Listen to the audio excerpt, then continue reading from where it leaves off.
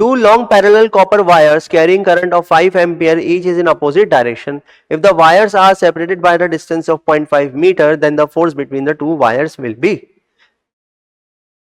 तो दो वायर्स है और दोनों वायर्स के जो है वो बीच का सेपरेशन कितना है, यहां पर हम लोग मेंशन कर देते हैं which is d, and d is 0.5 metre. ठीक, दोनों वायर्स में जो है वो इक्वल करंट फ्लो हो रहा है लेकिन अपोजिट डायरेक्शन में. तो मान लेते हैं कि इस वायर में करंट फ्लो हो रहा है I अपवर्ड डायरेक्शन में, तो इस वायर में करंट फ्लो हो रहा है I डाउनवर्ड डायरेक्शन में. हमसे पूछा गया है कि दोनों के बीच का फोर्स कितना होगा. ठीक, और ये फोर्स हम फोर्स पर यूनिट लेंथ ही निकालने वाले हैं. तो फोर्स पर यूनिट लेंथ कितना हो जाएगा, F is equal to mu not I divided by 2 pi d. Clear, ये हम क्या निकाल रहे हैं, अभी मैग्नीट्यूड निकाल रहे हैं.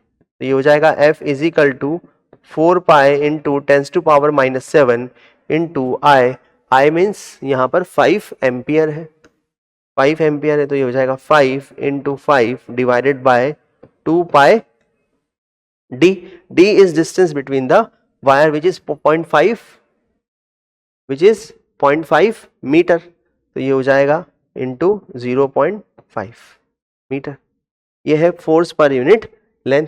जो इसकी वैल्यू आएगी वो हो जाएगा हमारे पास 10⁻⁻5 न्यूटन.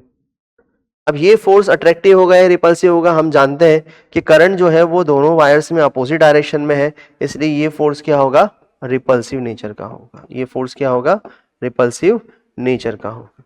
तो हम लोग लिख सकते हैं कि ये जो फोर्स है वो कैसा है, रिपल्सिव. क्लियर, तो इसके अकॉर्डिंग जो है हमारा ऑप्शन बी करेक्ट ऑप्शन होगा.